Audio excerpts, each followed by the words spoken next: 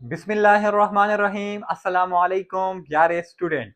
तो आज का हमारा लेक्चर नंबर 13 है और हम पढ़ने वाले हैं एक ऑर्गेनेली जिसका नाम है लाइसोसोम। एंड उसके बाद हम पढ़ने वाले हैं माल फंक्शन ऑफ लाइसोसोम। तो लेक्चर शुरू करने से पहले पिछले लेक्चरों में मैंने जो है थोड़ी थोड़ी सी गलती की थी। जो मैंने एक्सॉन टर्मिनल को एक्सॉन कह दिया था, और मैंने ये कि दूसरी ये कि जो इग है, जब फर्टिलाइजेशन होता है तो स्पर्म फॉलोपियन ट्यूब में जो है इग के साथ मिलता है। लेकिन मैंने ये कहा कि इग जो है वो फॉलोपियन ट्यूब है। मेरा मतलब था कि जब वो फर्टिलाइजेशन करता है। तो मेरा कहना है आप लोगों से कि जो भी अगर मैं एक पॉइंट को क्लियर ना करूं, मुझे पता नहीं चलता, लेकिन मैं कोशिश करता हूं कि मैं उसे क्लियर करूं। लेकिन अगर वो रह जाए तो मुझे जरूर बताए, कमेंट सेक्शन में मुझे बताए, ताकि मुझे पता चले कि मैंने कौन सा पॉइंट जो है नहीं पढ़ाया और नहीं क्लियर किया। तो इंशाल्लाह चलते हैं और लाइसोसोम का शुरुआत करते हैं। तो लाइसो एंड सोम, तो ये एक ऐसी बॉडी है जिस चीज को वो स्प्लिट करता है। मतलब ये कि वो उसको टुकड़ों में जो है तकसीम करता है। लाइसोसोम एक ऐसी बॉडी है। लाइसो मीन्स स्प्लिटिंग, जो कि कट करता है किसको? Soma means body. लाइसोसोम एक ऐसी बॉडी है जो किसी चीज के साथ मिलती है तो उस चीज को जो है हिस्सों में कट करती है। अब इसका डिफिनीशन किस तरह है? इसका डिफिनीशन इस तरह है कि ये एक सिंगल मेम्ब्रेन बाउंडेड ऑर्गेनेली है। ये एक ऐसी ऑर्गेनेली है जो कि सिंगल मेम्ब्रेन है। इस पर जो मेम्ब्रेन है ये सिंगल जो है बाउंड है। क्यों? क्योंकि ये डिराइव होता है किससे? गोल्जी बॉडी से, और गोल्जी बॉडी भी एक सिंगल मेम्ब्रेन है। एक दूसरी बात ये कि किसी ने मुझसे कहा था कि आपके जो ये लिखाई है, राइटिंग है, ये बहुत ज्यादा जो है स्मॉल होते हैं। तो मैंने कोशिश की कि इसको और भी मैंने जो है लार्ज लिख लिया।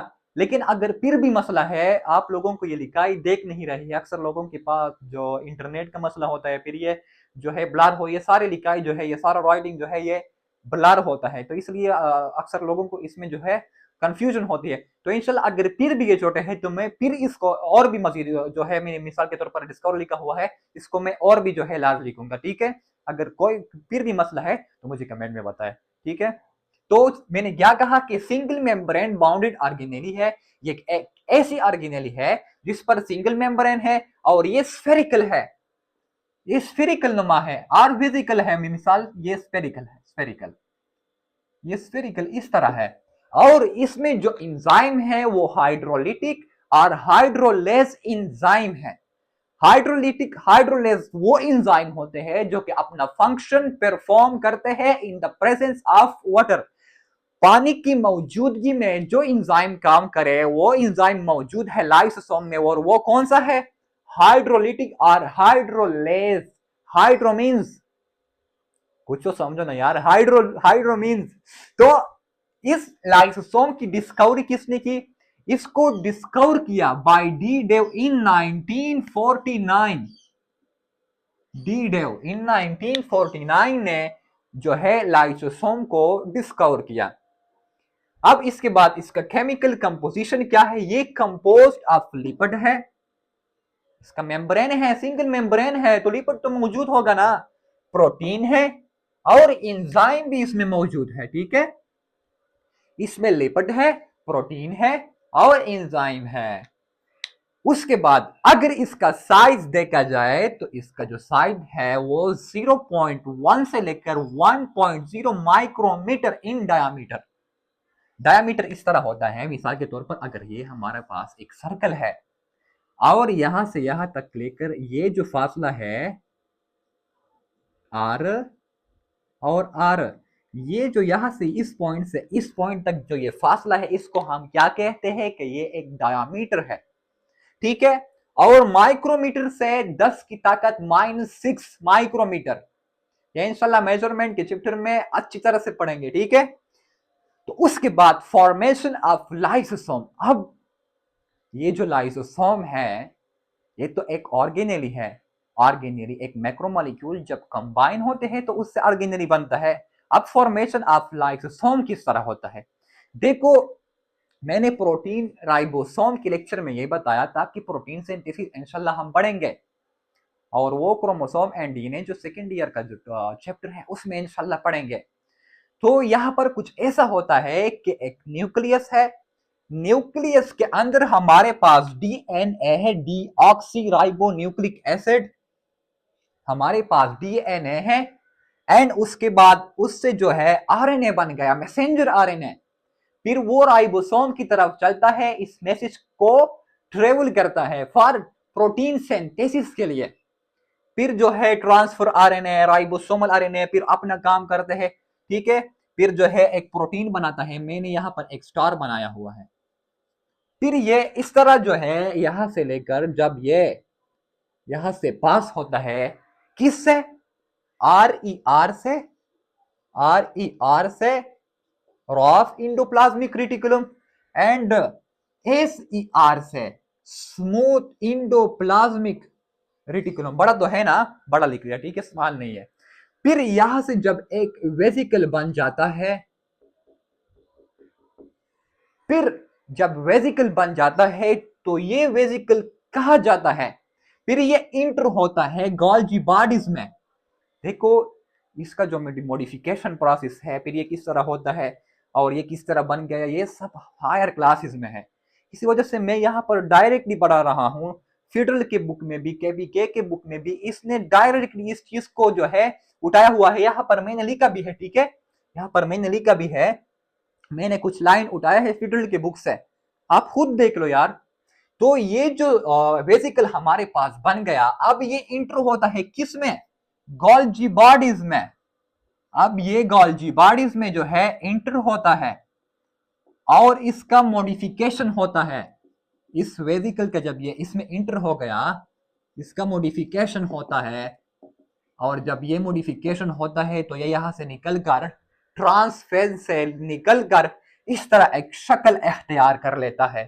तो इस शक्ल को हम क्या कहते हैं कि ये एक लाइसोसोम है, ठीक है। अब इसका स्ट्रक्चर क्या है? लाइसोसोम का स्ट्रक्चर है कि ये सिंगल मेम्ब्रेन बाउंडेड ऑर्गेनेली है। इसमें जो है लाइसोसोमल एंजाइम है, मिसाल के तौर पर प्रोटीएज, लाइपेज, और इस एंजाइम जो प्रेजेंट होते हैं वो कौन से पीएच में? 4 से लेकर 5 पीएच तक। अब इस एंजाइम, इस लाइसोसोम के स्ट्रक्चर में एक पंप होते हैं जिसको हम कहते हैं कि ये प्रोटॉन प्रोटॉन पंप होते हैं। ये प्रोटॉन पंप है। क्यों? क्योंकि ये एटीपी को कन्वर्ट करता है किसमें? एडीपी में, एडीपी में, और हाइड्रोजन प्लस को जो है अंदर लेता है ताकि अपने जो पीएच है उसको लो रखे, उसको एसिडिक मीडियम रखे, ताकि इसमें जो एंजाइम प्रेजेंट है वो अच्छी तरह से जो है अपना फंक्शन परफॉर्म करे। तो इस लाइसोसोम के अंदर जो एंजाइम है वो 40 से लेकर 50 तक डिफरेंट टाइप्स ऑफ एंजाइम मौजूद है। तो ये कुछ इस तरह बना कि यहाँ पर डीएनए था, डीएनए से आरएनए, और आरएनए जो है राइबोसोम की तरफ गया, और राइबोसोम ने प्रोटीन सिंथेसिस की, और वो प्रोटीन जो बन गया वो आर और एसईआर से पास होकर फिर गोल्जी बॉडीज में इंटर हुआ। उसके बाद उसका जो मॉडिफिकेशन हुआ, अब ये ट्रांसफेज से निकलकर जो हमारे पास एक स्ट्रक्चर तैयार हुआ।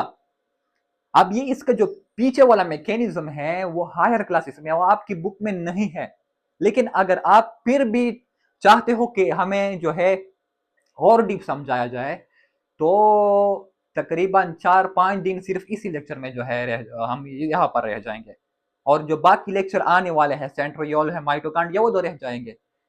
तो हमें सीढ़ियाँ जो ज़रूरी है चढ़ने के लिए ताकि हम अपने मंजिल तक पहुंच जाए। हमें ये नहीं ज़रूरी कि हम ये बताएं कि इस सीढ़ियों के अंदर है क्या, ये किस ईंट से बनी हुई है, हमें ये नहीं ज़रूरी। हमें ये ज़रूरी है कि हम इस सीढ़ियों के इस्तेमाल करें ताकि हम अपनी मंजिल तक पहुंच जाए।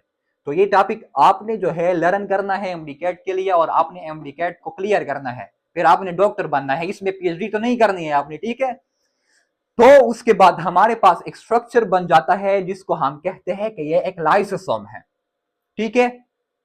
तो यहां पर मैंने कुछ लिखा हुआ है, so lysosomal enzyme made lysosome made are, तो उस आर के बाद ट्रांसपोर्ट होता है गोल्जी बॉडीज की तरफ, और गोल्जी बॉडीज थ्रो एस जब आर और एस की जो है गुजरता है तो गोल्जी बॉडीज के अंदर जो है अंदर जाता है। उसके बाद उसका मॉडिफिकेशन होता है और एक वेसिकल रिलीज होता है फ्रॉम ट्रांसफेस।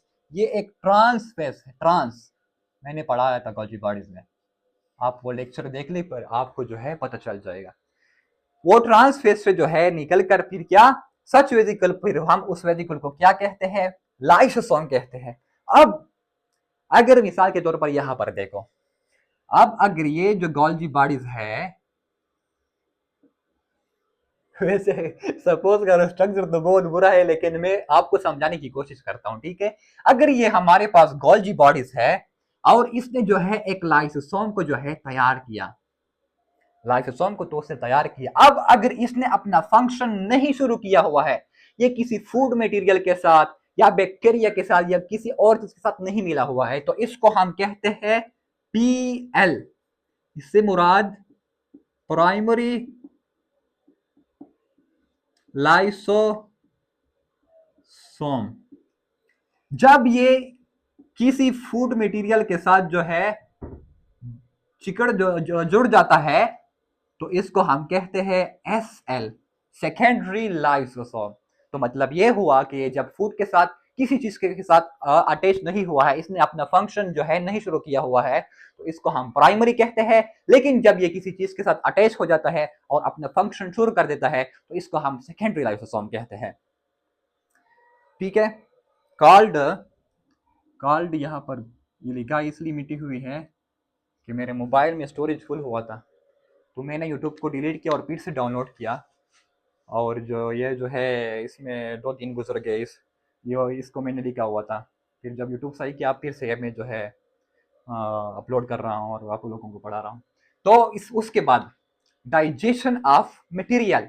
आप ये डाइजेशन ऑफ मटेरियल किस तरह करता है देखो। फर्स्ट मैंने लिखा हुआ है इंडोसाइटोसिस। एक इंडोसाइटोसिस होता है जब एक चीज सेल के अंदर जाता है, और दूसरा एक्सोसाइटोसिस जब एक चीज सेल से बाहर जाता है।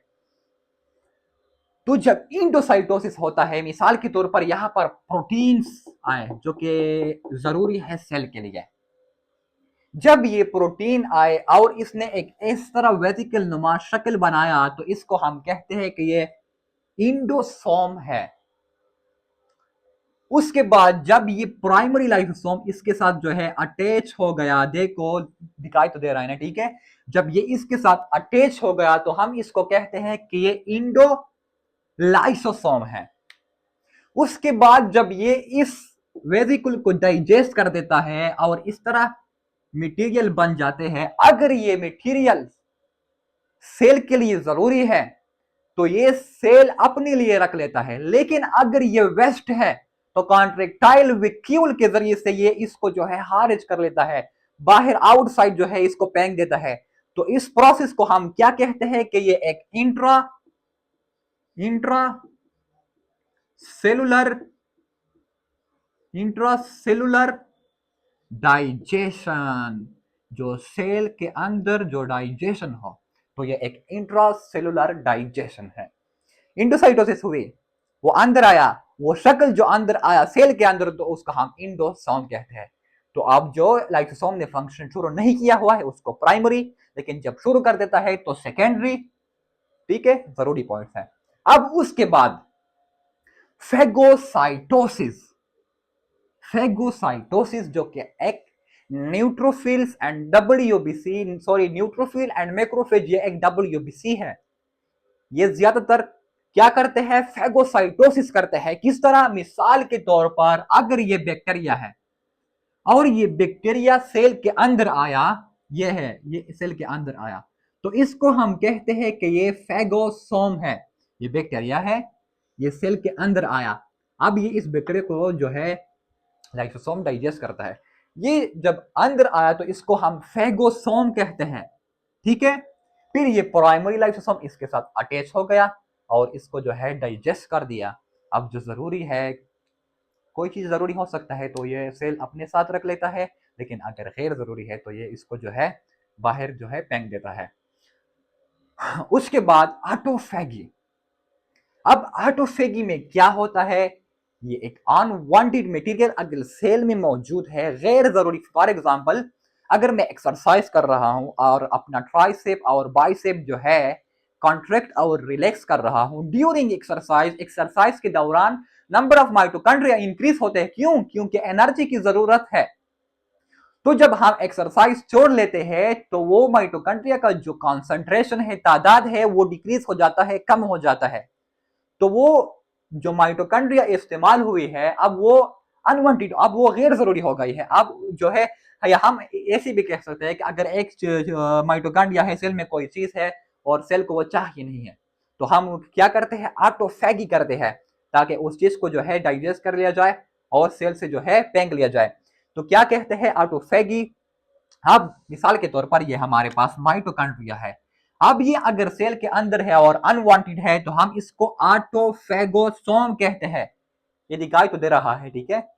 मैं इसका जो है प्रोनाउंसिएशन भी कर रहा हूँ। आप जो है फिडल के बुक में देखे, अगर ये यहाँ पर स्पेलिंग में थोड़ा सा मसला है, तो ऑटोफेगोसोम इसको हम कहते हैं।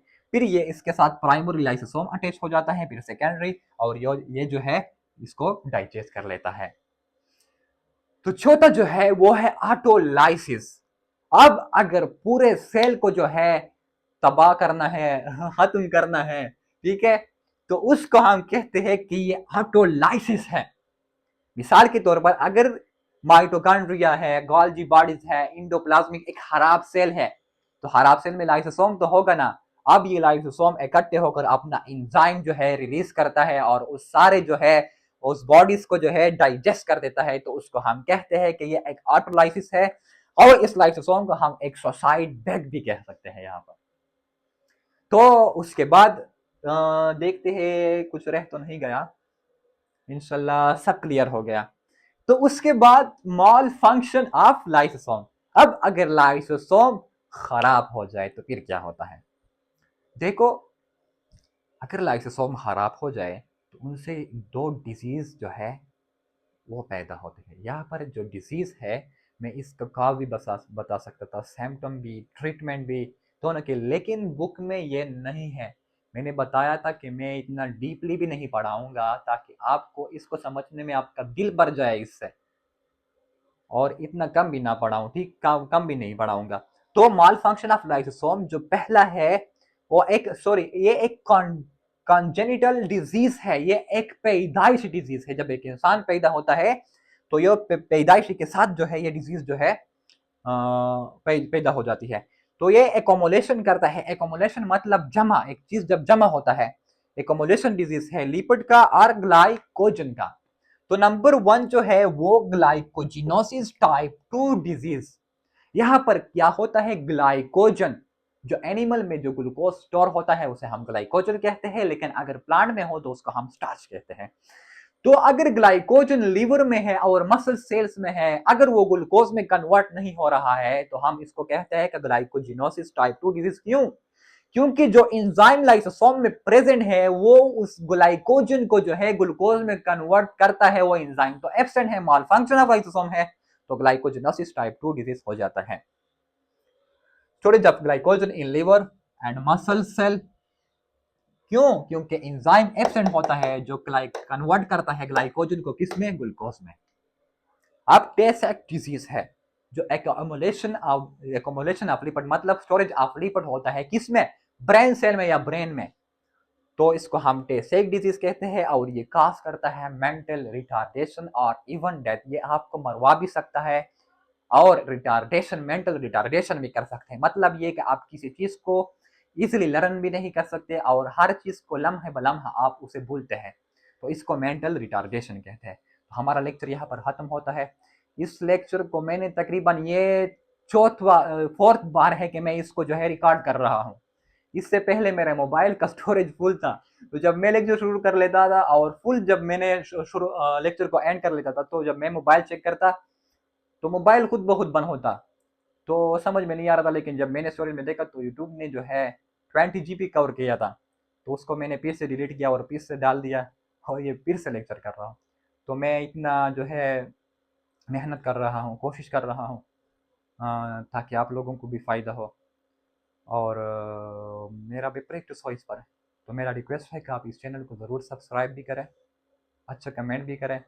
आपको किस जगह पर कन्फ्यूजन है, किस जगह पर आपको समझ नहीं आ रहा, तो ज़रूर ही बताएं। शुक्रिया।